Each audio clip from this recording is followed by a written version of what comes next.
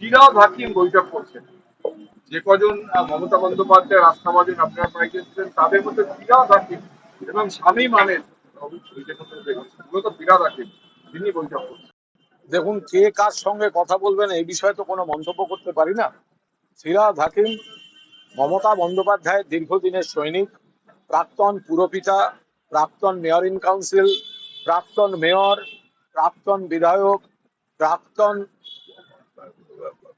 এখনো বিধায়ক, প্রাক্তন মন্ত্রী, এখনো বিধায়ক, নিশ্চিতভাবে বিধায়ক, প্রাক্তন মন্ত্রী এবং সংগঠনের অন্যতম গুরুত্বপূর্ণ নেতা। তিনি যদি কারুর সঙ্গে কোনো কথা বলে থাকেন, কি কি কথা বলেছেন সেটা না জেনে আমি কোনো মন্তব্য করব না। তবে তারপরে বেরিয়ে ফিরহাদ হাকিমের আমার সঙ্গে দেখা হয়, বেশ কিছু কথা হয়, আমি তার উপর দাঁড়িয়ে কোনো মন্তব্য করব না।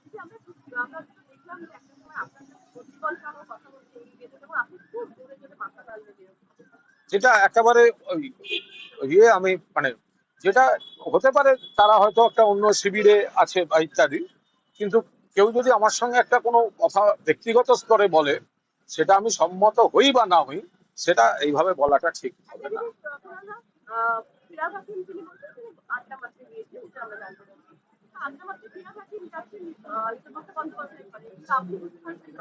না, তার কারণ আমার মনে হয়েছে যেভাবে বিরোধী দলনেতার পদটি এবং ঘরটি অনৈতিকভাবে স্পিকার কয়েকজনকে দিয়েছেন, তো সেটা আমার মনে হয়েছে যতক্ষণ না আমার দলের কোনো সিগন্যাল পাচ্ছি ততক্ষণ আমি ওই ঘরে বসবো না। কেউ না থাকলেও আমি একা আসবো, একা বসবো, আমি লবিতে গরমের মধ্যে বসে থাকবো, আমার কোনো সমস্যা নেই। কিন্তু অনৈতিকভাবে যেটা দেওয়া হয়েছে, আমি এসির হাওয়া খাওয়ার জন্য সেই ঘরে আমি বসবো না। ফিরহাদ হাকিম তিনি তো মমতা বন্দ্যোপাধ্যায়ের প্রবল আস্থাভাজন। আমি আবার বলছি, মমতা বন্দ্যোপাধ্যায়ের প্রবল আস্থাভাজন, তৃণমূল কংগ্রেসের পুরনো নেতা, মমতা বন্দ্যোপাধ্যায়ের পুরনো সৈনিক, তিনি পুরপিতা, তিনি মেয়র ছিলেন, তিনি এমআইসি ছিলেন, তিনি গুরুত্বপূর্ণ মন্ত্রী ছিলেন, এখনো বিধায়ক। তিনি কেন গিয়েছেন, কি কি কথা হয়েছে আমি জানি না। বেরিয়ে আসার পর আমার সঙ্গে কিছু কথা হয়েছে, সেটাও আমি বলবো না। ফলে ফিরহাদ হাকিম সংক্রান্ত কোনো প্রশ্নের আমি আজকে উত্তর দিচ্ছি না। অভিষেক বন্দ্যোপাধ্যায়েরও ঘনিষ্ঠ একজন শামীম আহমেদ তিনি পর্যন্ত আজকে দেখা গেল আগে সই করেন। কোথাও কি আপনাদের সংখ্যা কমছে? দেখুন, সংখ্যা কম বেশি তার কোনো এই সংখ্যা দিয়ে বিচার করছি না, একেবারেই সংখ্যা দিয়ে বিচার করছি না।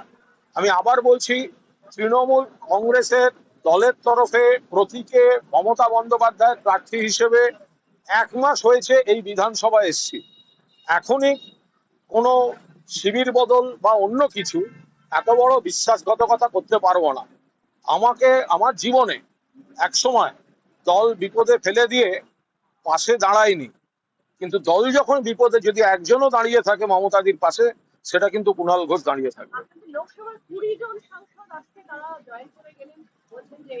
লোকসভায় যদি এতজন সাংসদ ওদিক ওদিক গিয়ে থাকেন, তাহলে সেটা যারা এই জাতীয় স্তরের পলিটিক্সটা দেখতেন তাদের এগুলো খতিয়ে দেখা উচিত, তাদের ব্যাখ্যা দেওয়া উচিত। এটা তো ওর ঘাড়ে দায় চাপিয়ে হবে না, শুধু যেন বিজেপির ঘাড়ে দায় চাপানো না হয়। আমি আবার শেষ করি, এটা যেন বিজেপি ধরে নিচ্ছি এই দল ভাঙানোর পেছনে আছে, ধরে নিচ্ছি পুলিশ প্রশাসনকে দিয়ে চাপ সৃষ্টি করা হচ্ছে, আমি তারপরেও বিজেপিকে পুরো দোষ দেব না। একদা ওরা যোগদান মেলা করে আমাদের থেকে অনেক ভাঙিয়েছে, আমরাও ওদের থেকে অনেক ভাঙিয়েছি।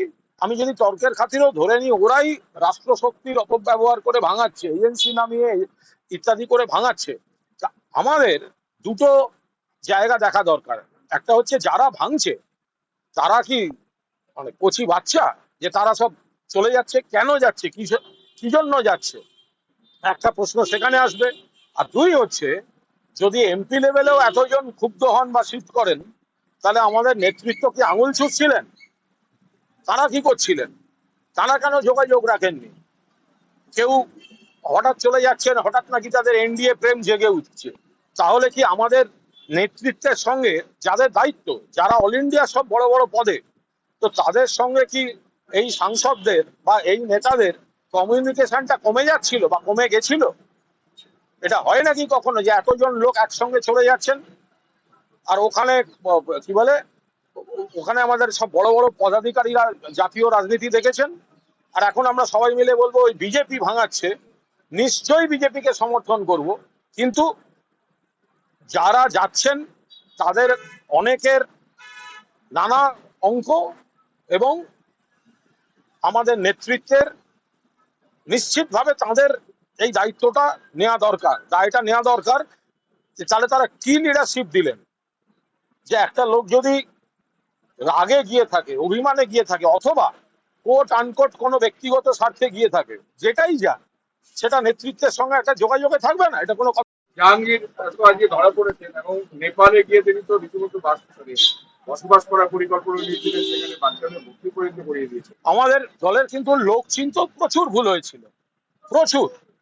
যারা শুধুমাত্র অগ্রাধিকার দিয়েছে স্থাবকতায়, যারা জনভিত্তি বা লড়াকু মেজাজ কম, প্রত্যেক সময় পাঁচিলে বসে থেকেছেন, যখনই কোনো কঠিন ইস্যু হয়েছে তারা পাঁচিলে বসে থেকেছেন, তার কিছুদিন বাদেই আবার নানা রকম এলাকা ভিত্তিক, রাজ্য স্তর থেকে এলাকা ভিত্তিক বস, দাদা, অনুগামী এইসব করে বেরিয়েছেন। তার নিট রেজাল্ট হচ্ছে আজকের এই লজ্জাজনক পরিস্থিতি। এবং ওই যে জাহাঙ্গীর ধরা পড়েছে, কারা মাথায় তুলেছে এদের? জাহাঙ্গীর ভালো খারাপ আমি বিচার করার কেউ নয়, হয়তো লড়াকু ছেলে হতে পারে, আমি বলতে পারবো না, বাট ওই ওই ওই ভিডিও করা, জাহাঙ্গীর হেঁটে আসছে, তার হচ্ছে বস আসছে, অমুক আসছে, তমুক আসছে, এই করে দলটাকে এই জায়গায় নিয়ে গিয়ে থামালো। এবং আজ প্রত্যেকটা কর্মীর কষ্ট হচ্ছে, নেত্রীরও নিশ্চয়ই কষ্ট হচ্ছে, কিন্তু নেত্রী কর্মীদের উপর ভরসা রাখছেন, এবং আমরা নেত্রীর পাশ থেকে নড়ছি না। যেসব যারা এতদিন ক্ষমতা ভোগ করেছে, মন্ত্রিত্ব থাকাকালীন মন্ত্রী ছিল, বিভিন্ন প্রশাসনিক পদে থাকাকালীন প্রশাসনিক পদ ছিল, যারা সবকিছু মমতাদির ছবি টাঙিয়ে যারা সমস্ত রকম উপভোগ করেছে, সবার আগে তালা পালিয়ে যাওয়ার চেষ্টা করছে। কেউ বলছেন আমার এখন দম বন্ধ। আরে দল যদি এত খারাপ হয় নমিনেশনটা নিয়েছিলেন কেন? নমিনেশন নিয়েছিলেন কেন দল যদি এত খারাপ হয়? 1 মাস হয়নি, হাত থেকে ভোটের দাগ ওঠেনি, হাত থেকে ভোটের দাগ ওঠেনি এখনো। যারা চলে যেতে পারেন পারেন, যে পদ ওদিক থেকে যা সাপোর্ট নিতে পারেন পারেন, পড়ে থাকার জন্য যদি নানা ধরনের নির্যাতন হয় হবে, কিন্তু মানুষের কাছে গদ্দার বেঈমান হতে পারবো না। আরে একটা কথা ছিল, ঠক বাঁচতে গা উজাড়, আর আজকে দিল্লিতে একটা সিনেমা দেখলাম, ঠকস অফ হিন্দুস্তান। আমি এইভাবে বাইরে কারোর ব্যক্তিগত যা যা বলার বলবো না।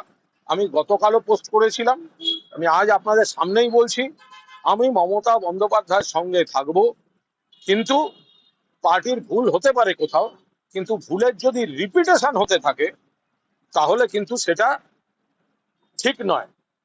ভুল এক জিনিস, ভুল লোক বাছা এক জিনিস, কিন্তু ভুলের রিপিটেশন যদি হতে থাকে তাহলে এই ধরনের পরিণতি হবে।